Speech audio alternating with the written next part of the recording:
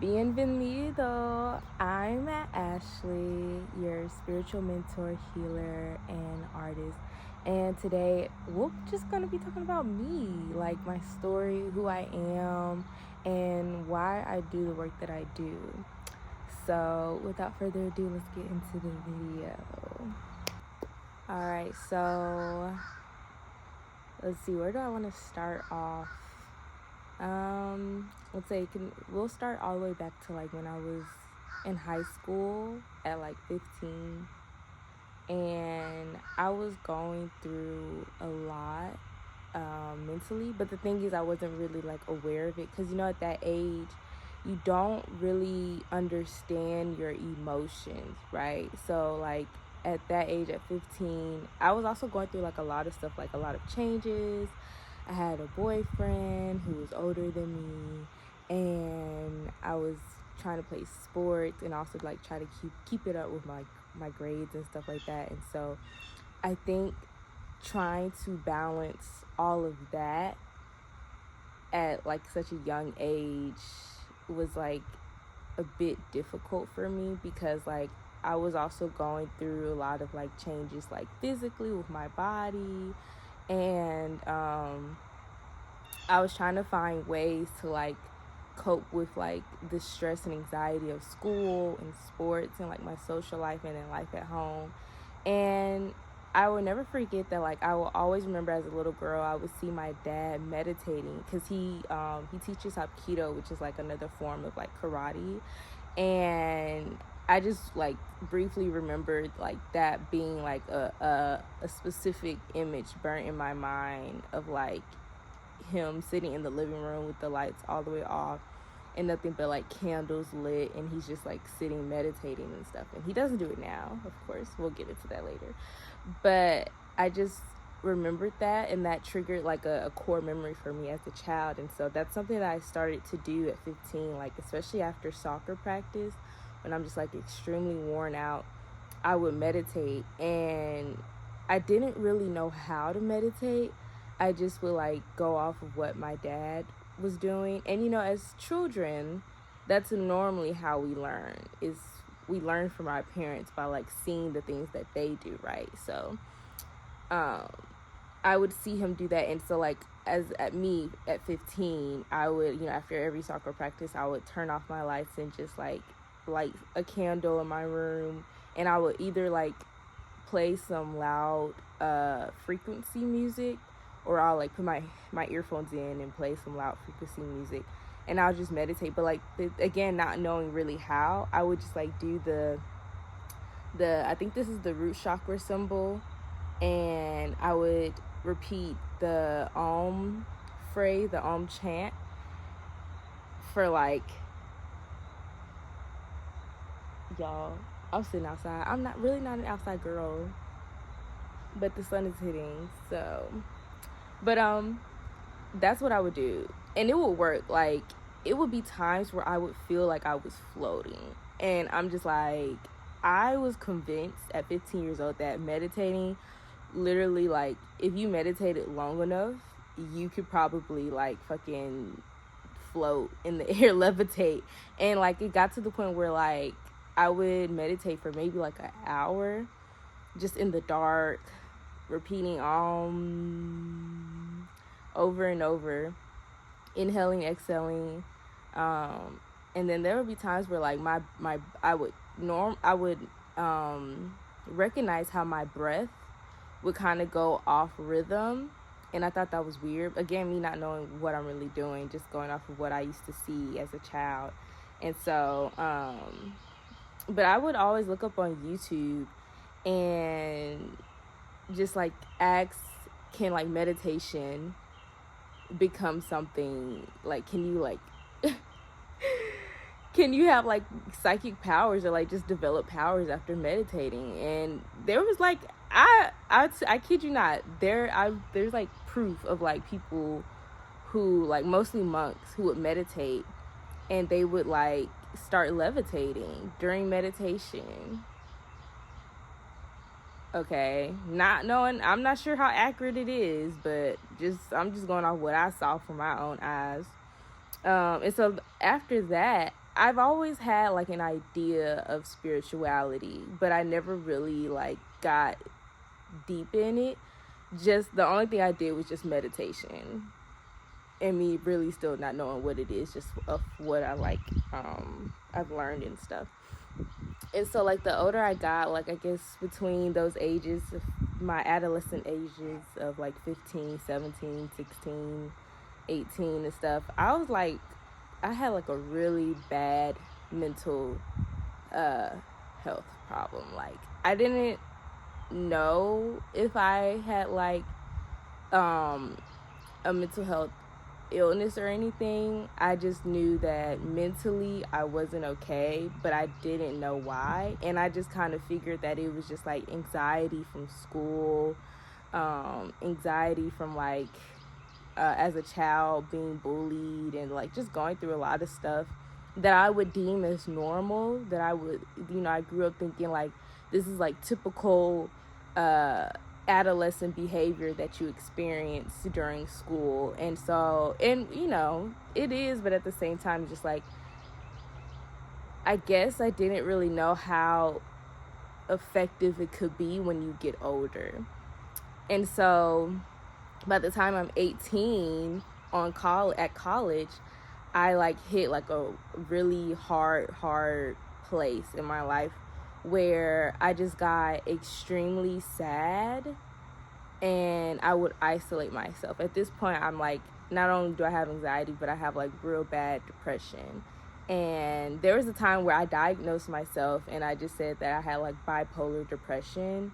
And that was when I was in high school. And then when I got into college, I just like kind of like stuck with that. I wouldn't tell anyone, but that's just kind of like something I would like assume what was going on with me mentally, that if I were to get diagnosed with something, it'd probably be bipolar depression, just simply because like my mood would just be up and down all the time, and it would just like always go back and forth from extreme highs to extreme lows and stuff. And then like just the feeling of emptiness is what I would always feel on like a day-to-day basis, especially when I got to college.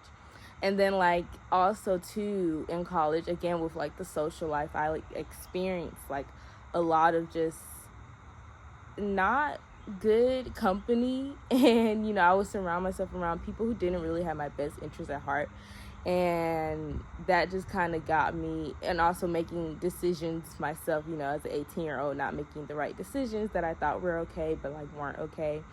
And just kind of like experiencing the repercussions of like the choices I made, while also surrounding myself around people I know I shouldn't be hanging around and stuff. And like all that just piling on together all at once. And then just going to like my parents and not really feeling heard by them or seen or like taken serious at all and stuff. And like I would tell my dad like, I don't want to be on this campus anymore. I tried to switch schools. I tried to transfer earlier in this semester, but my dad was like, you should just thug it out and, stick with it and stuff like that. And I was already failing classes. Like I was this close to being on academic probation. And then eventually I was on academic probation at that college. And this is a junior college. So this is only like a 2-year college, and I'm already like in the first year failing classes and basically getting kicked out because of my academic grades and stuff. And so all that was happening, and then I was isolating myself. I didn't feel good about myself. I didn't feel like anyone really like just liked me. And I wouldn't go to class. I would go to class every now and then, but I wasn't motivated to like, I was already failing. So I'm just like, what's the point of going if I'm like, it's too late in the semester to bring my grades up. And then I would like go to like every time for like lunch and dinner, I would just grab my lunch and dinner and just go back to like my dorm room and just be isolated. Like I just completely shut the world out, and I shut like people who I thought were my friends, and then the people who were like genuinely concerned about me, I would shut them out too. And I just completely fell off the face of the earth, and the only thing I had was like my phone and social media.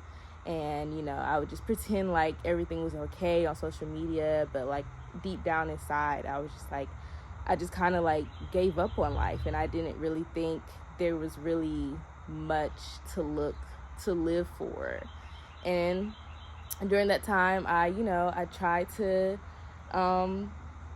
take my own life and on campus. And that's when I knew, like, you know what, like, no one's coming to save me. And I feel like that narrative now is kind of like not as helpful as it was back then. But, as an 18-year-old, I had to like develop the mindset of like, you know what, no one's gonna know what I'm going through unless I genuinely ask for help. And I may have asked for help for like from certain people and like certain questions, but it was like really discreet, and I never really just kind of like reached out like bluntly. But like I also kind of didn't feel like I didn't want to burden anyone. And then again, I was already isolating myself and like shutting myself out, so it was like I pushed everyone away. And so at this point I was like just taking matters into my own hands and going through the library at school, reading books about like mental health and depression, and like just finding ways to cope with what I was going through, because like I knew that I didn't want to die. Like I didn't want to kill myself. That's what I knew was like not really my like I knew I didn't want to end it that way, because I just felt like there was like, I don't know, I just knew I didn't want to do that for some reason. So that's what I did instead. I read a lot of books about like mental health. And then at this point, I didn't really think about changing my major to mental health, because at this point I'm majoring in business. And business, I think it's business administration. And then like towards the end of the semester, I finally was able to transfer to a different college. Like once that semester ended, that's when my parents were like, okay, now you can like go to a different school and stuff like. And I was like, okay, cool. So I go to a different school, and the problems become lesser. Oh wait, before that actually too, like I want to say it was like the second semester before that whole year ended that I gave my life to Christ, and I was just really heavily rooted in religion and Christianity because my dad was. And I just kind of felt like there were some things that he would say that would help. An ant just bit my toe. There were some things that he would say that would help me. And I actually found like a lot of friends like within that community, which I'm really grateful for. Like at one point, Christianity did help me get out of like that depression that I was in. But then here's the thing. This is when it kind of got like contradicting. So when I transferred to another junior college just to finish out that 1 year, and I'm really Christian because in this time frame, Jesus saved me and saved me from myself and all that stuff. And at this point, I'm like surrounded by a whole new environment with different people. I'm leaving the friends that I made through Christianity at that last semester, and to just meeting new people and starting all over again. So now I'm kind of hit with like a different story, like a different challenge, because now I have to make new friends, and these friends, they're not really into Christianity. They're not really heavily rooted in like Jesus, which is it's normal. Like a lot of young people aren't back then, but a lot of young people are now, which is crazy to me. But when I transferred to Holmes, it was just, I kind of felt like singled out because I was so heavily rooted in Christianity, but like the peers around me weren't. And so like every day, I'm just blasting my Christian music in my ears, and but I found like one good person who I was like, we both clicked because we both had like religious backgrounds. She was more so non-denominational and I was Kojic, but it still worked out. The only thing is just like when I'm like heavily invested into something, I follow the rules. Like I'm only a rule breaker when the rules are like already corrupt. Okay, so but like when it comes to like certain beliefs like church and Christianity and stuff, like, or just like religion in general, like is, I like for there to be order and integrity followed behind that. And just like the girl who I was cool with, she just wasn't really, she didn't have the integrity that I would assume would follow with, being rooted in religion and stuff. And so that's why we kind of didn't at first it was cool, but then she started doing things and just acted, she just lacked morals, and I didn't like that. And so I was like, okay, well, we had a falling out, and then I was alone again. And I think at that age, I didn't know how to handle being alone. And of course, no one who's 18 or 19 or years old knows. Again, you're still young, you're still going through your emotions are still, heavy to handle. No one really teaches you how to handle your emotions at that age. But that's what I was going through, dealing with feeling like I was alone and just a cast out, with whatever I was going. I wasn't purposely isolating myself, but it just kind of felt like isolation just followed me after I did that and everything. So I would feel alone when I was at this new junior college, every now and then and stuff. And then something happened at home, to where I thought someone broke into my house. And y'all, that is a story for another day. But I literally thought someone broke into my house. Nobody did, but I was home alone, coming after class. I was home alone, and all of my siblings were either at school or at work. And, I'm the only one who's, goes to, a college where it commutes and stuff. And so, I was home alone. This was before I had my dog and everything. And I'm taking a nap. I think I was watching a movie. Yeah, I was laying down and I was watching a movie on my phone. And I heard something slide across the floor in my living room. Mind you, I'm in my bedroom. My bedroom's, at the back of the house. And then in the front of the house, in the living room, I'm hearing something slide across the floor. So automatically I'm like, what the fuck was that? What was that? So, because I know I'm the only one here in the house alone. And I know it ain't no ghost moving stuff like that. So I immediately was like, what the heck was, I turned off my movie. And then I kid you not, I heard someone breathing. It was a... And I was like, fuck no. So I immediately called 911. And I was panicking. Really, I got out the bed slowly because my bed would, whenever I move in my bed, it, makes creaks and stuff. And so, I knew if I were to move fast, it would have hurt. So we're going to have to get back to what was, in my house, because something was in the house. Okay, but anyways, so nobody was in the house, nobody physically, but it was probably something else. I don't know, but it turns out that a box fell and slid while it fell. I don't know, but I called the police and they came, and I called my dad and my brother and they came, and everyone's all in a panic, mind you, but nothing was there. So either way, though, that's still really kind of it triggered a really hidden fear of mine of being left alone.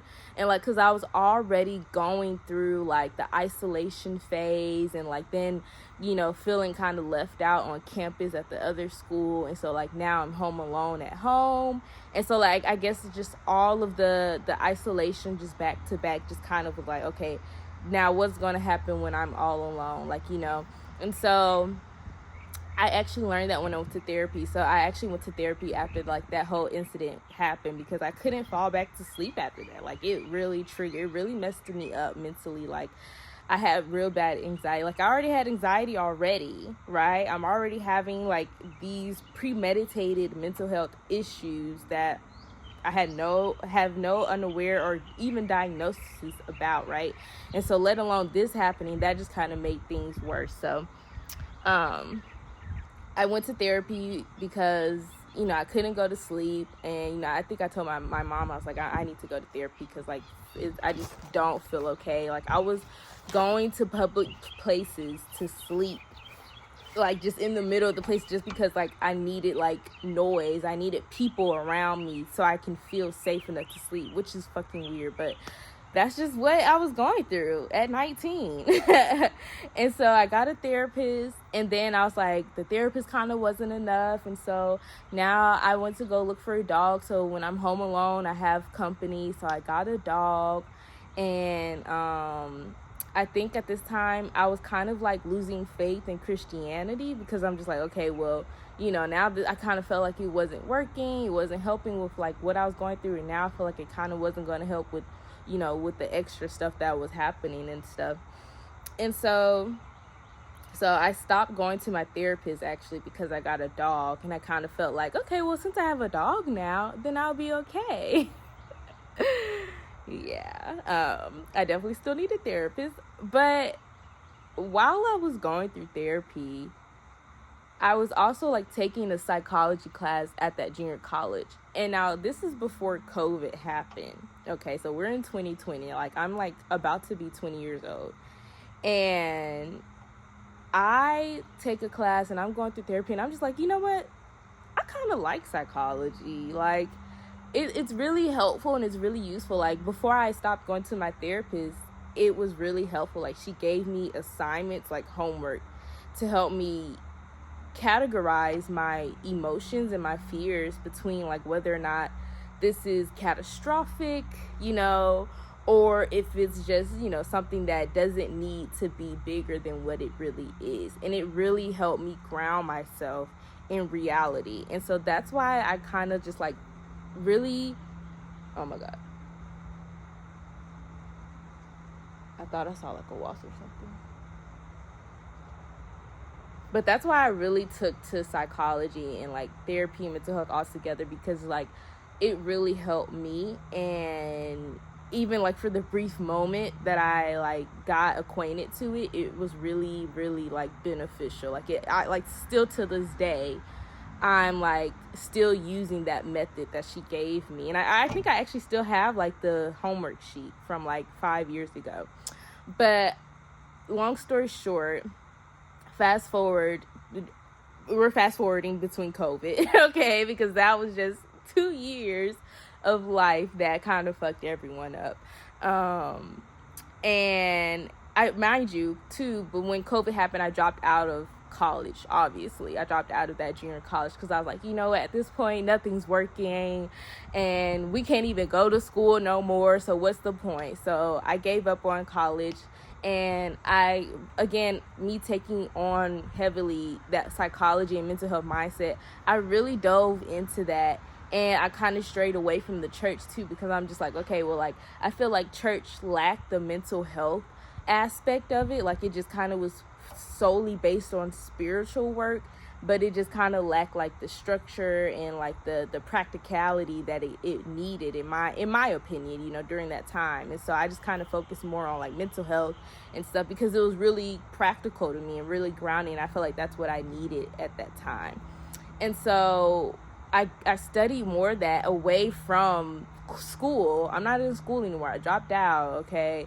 But I'm still learning. I'm still teaching myself about mental health. I don't have a therapist no more. I'm just teaching myself, you know?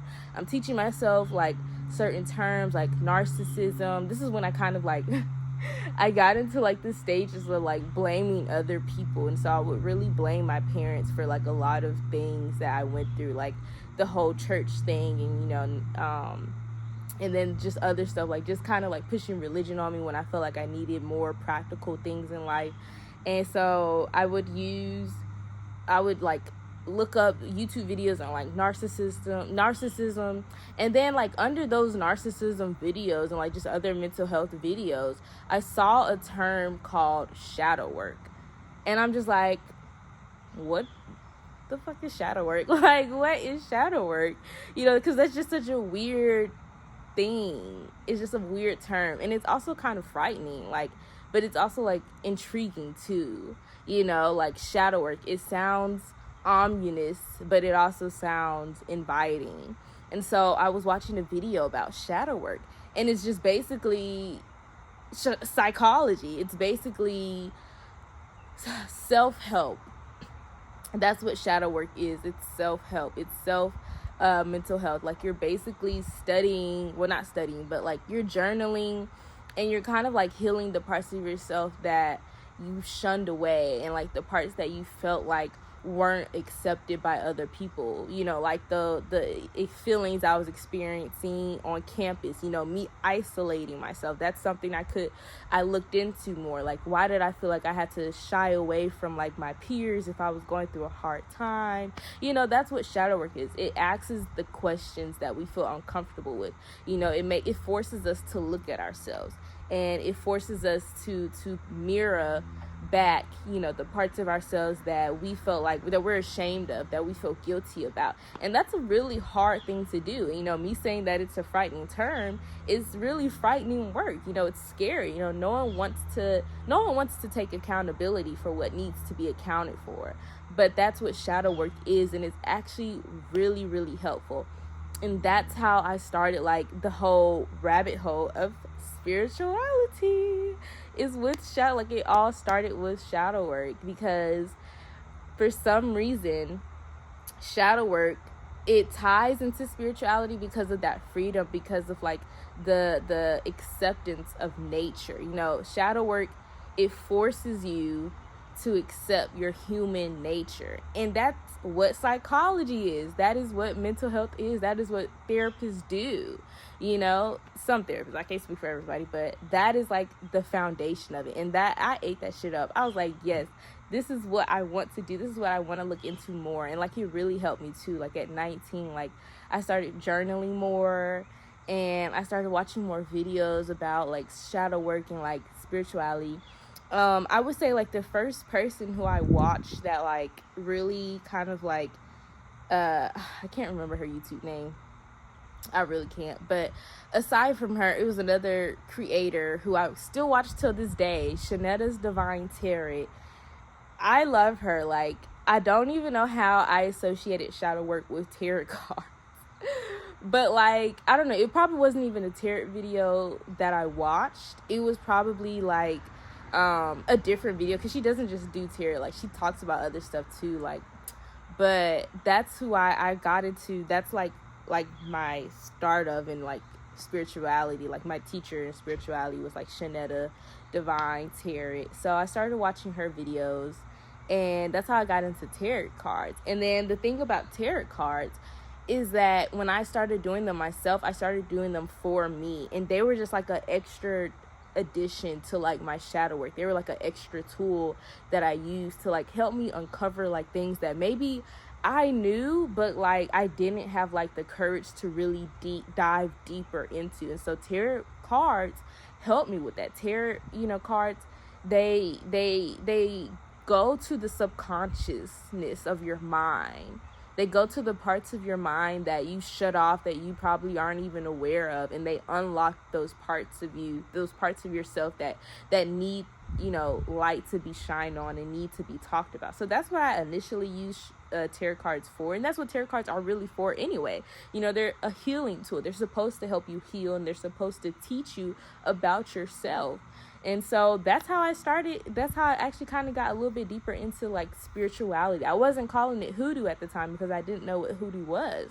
I just knew that what I was doing was like, it was helping me mentally. You know, this was something that it wasn't just like spiritual for me. Like, it was actually helping me like cope with the things that I was going through, and it actually like, it healed me in a way. And so that's how I started like getting into coaching and like mentoring other people, and like just teaching other people the same thing. And that's how I got into doing tarot readings for other people, because I'm just like, hey, you know what, this helps me. You know, it's a little bit unconventional from what we are used to and what we know, but like, I think it's a great thing to do, because I'm like better than I was 2 years ago, you know. So so I started tarot reading other people at like, I want to say 20, 21, maybe a little bit after that, because right, COVID happened. I think 22. I started reading other people when I was 22, and at this time, again, I didn't go back to college, so I'm like getting I'm just like again, self-knowledge, teaching myself about the things that I want to know for myself and for other people. And so then I got into, because my parents were like, you need to get a degree in something. And I was like, okay, whatever. So, because, I really wanted to get like a degree quick in like psychology or something, or like just something around mental health. And I wish I knew about like peer support like at that age, because I definitely would have did that super quick. But so I got a trade in dental assisting, which is completely a 180 from what I do now. And I honestly still to this day don't know why I even chose dental assisting. I thought it would be cool and fun. It was the complete opposite. But anyways, that was a nine months where I studied dental assisting, and I got a trade in that. I almost dropped out of that because like it was just so completely not me. And I just honestly refused to like go through with something that I know I wasn't going to use in real life. So, but I was guided to complete it, and so I did eventually. And still to this day, I don't use the degree or whatsoever. But yeah, I'm glad I did it anyway, just to say that I completed it or whatever. But during that time though, I was still like, I was doing tarot readings for like my teachers at school.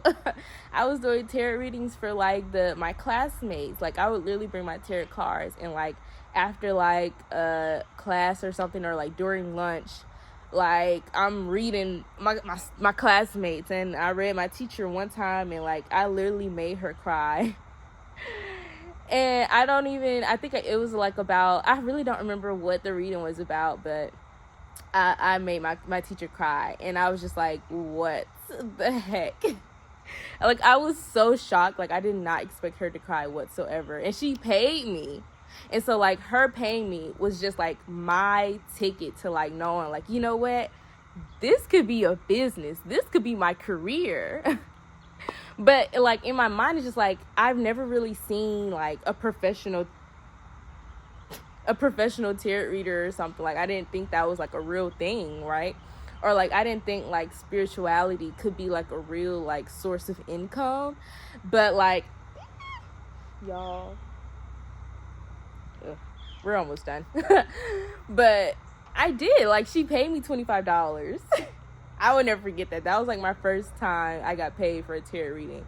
Wasn't even charging, okay?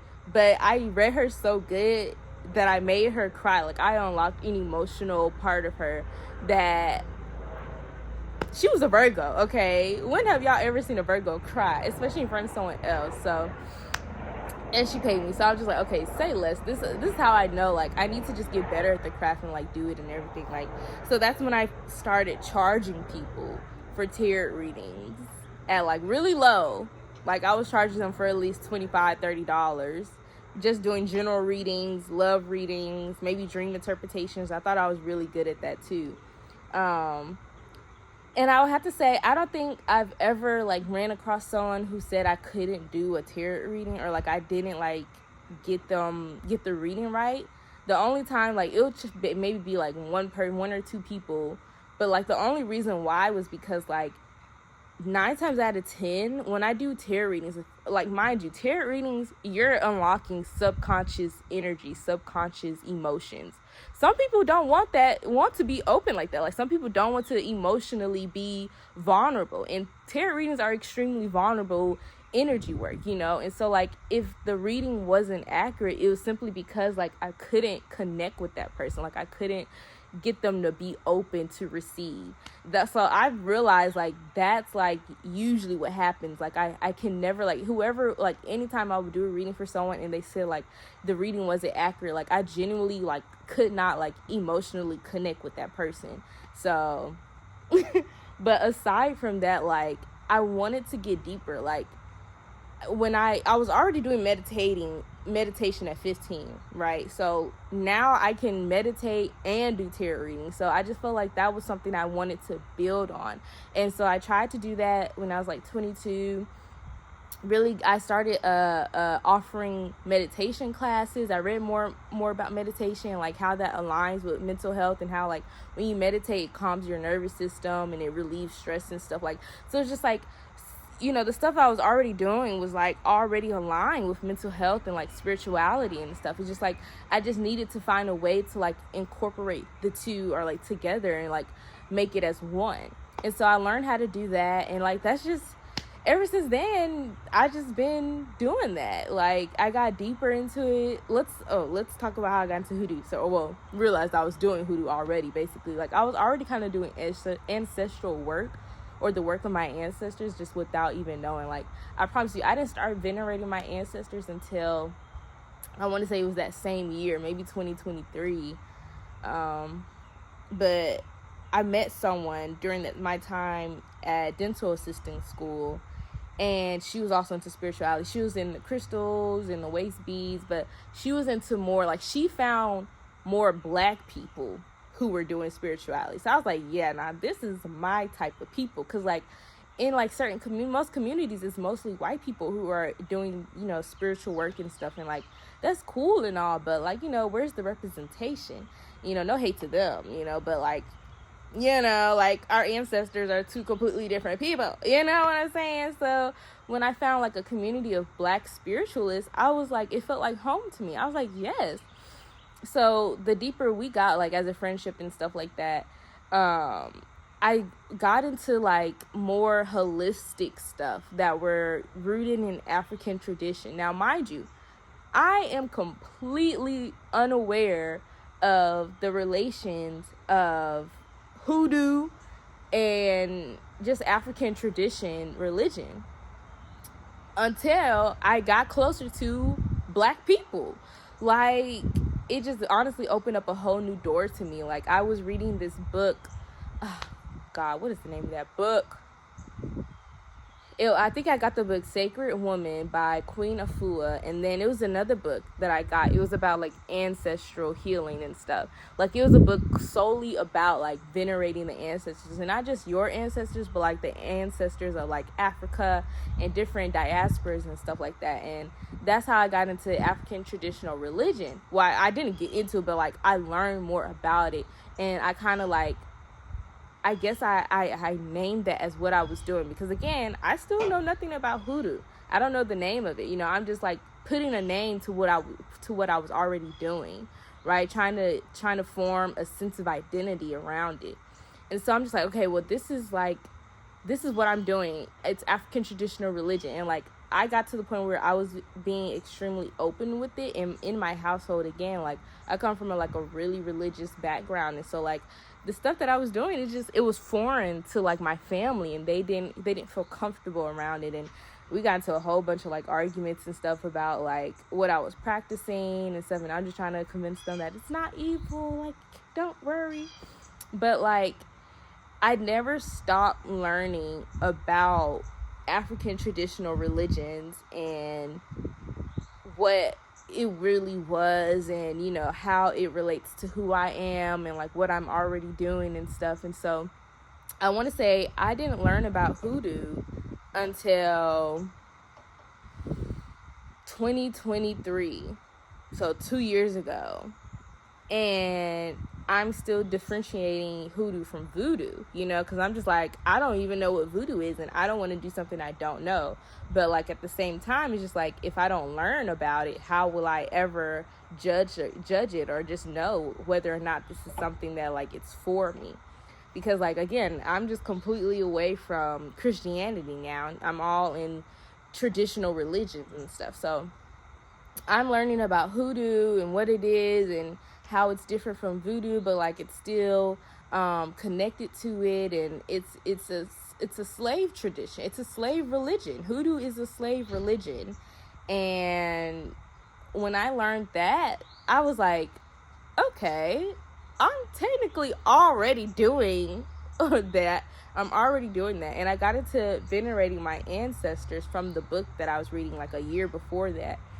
And I was like, okay, I'm already venerating my ancestors. Now, how do I do more of that? Like, so it's just like over the years, I progressively learn, and like, it kind of feels like I like had to remember what like my ancestral DNA was like already guiding me towards. And so that's how it just kind of felt like it just everything felt aligned. Like all the stuff that I went through as a child and like just growing up today, like everything had its purpose and its reason, you know, like psychology, the mental health and spirituality, it all just aligned beautifully. And so like I said, yeah, this is just what I do now. I want to educate more people about how like just more people just about like mental health and spirituality and hoodoo and stuff, because it's really important to understand that nothing is really separate from anything. Like everything is all connected in some way. Like the events we go through, the events we experience, the traumatic events we go through, like it's a part of a bigger web and like a bigger story that God is using to like help us realize who we already are. And so that's what this is. That's the work I do. You know, I help people remember what their DNA already holds within themselves. And yeah. And now, so I'm 25 now, and I practice hoodoo as a source of religion for myself.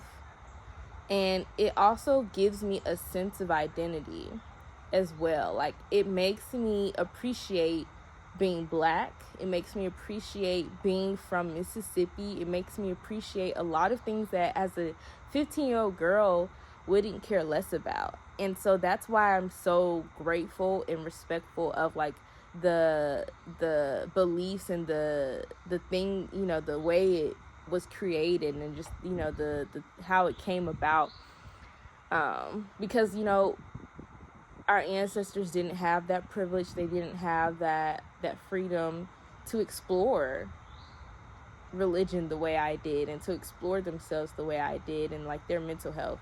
You know, they didn't have the freedom to prioritize their mental health. And so when we think about mental health too, like is spirituality, that's another thing that you have to be mindful of, because like if you're not grounded and centered like in your spirituality and in your work, that too can be like, you know, a thing of just like mental health issues, you know, because a lot of people will say that, like, you know how people some people say like what's it called, spiritual psychosis or religious psychosis or something, I don't know, but I think it's a real thing for sure. But I think it's because it lacks that groundedness, it lacks that center and that clarity and stuff. And so you just really have to be mindful of that, because like when you kind of like depend so much on a belief without the practicality around it, it becomes personal and internalized, you know. And I feel like that's kind of what happened to me with like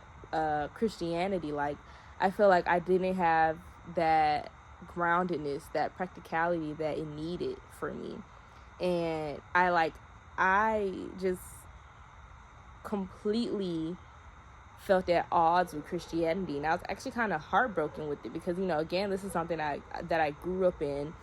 And so like to like feel like it didn't help me when I needed it the most just kind of felt like a slap in the face. Like, you know, like, okay, well, what's the point if it's not even gonna give me what I need, you know? So I felt at odds with Christianity. I felt at odds with God, and I had to learn how to reshape that relationship, you know. And I know for me, some people don't do it, but I know for me in my practice now, I use Christianity in my hoodoo practice, and I use the Bible and stuff like that. And so that's why it's really important to just, the shadow work is important, prioritizing your mental health and being grounded in reality is really important, because so many things can overlap and just overspill if there's like no, I don't want to use the word balance because I'm really against that word, but like if there's like no level of like, you know, if there's no like level of like just stableness, okay, then things could overlap. for sure. But I digress. That is my story. Again, I'm Ashley Ann, and I hope you guys enjoyed this video. I feel really, really, really appreciative of being able to share this story with you guys, and just how I like just started my journey like all together. I don't think I ever really like put my journey to words before. Like, I knew how it started, but I never really knew how to explain it. And so like I feel like this video was also really useful for me as well too, because it just kind of helped me just put like all the images, you know, just in words and like the chronological order and stuff like that. So, and the beauty behind it too is just like I'm still learning. Like, I'm still learning more about myself, about hoodoo, and just, you know, just Black culture, African American culture, and mental health, and you know how y'all, there's like a, I don't know if this is like a bee or something, it's just flying in front of me and I don't like it. But anyways, I just hope you guys enjoyed this video, and I hope you guys would like to subscribe and like the video. And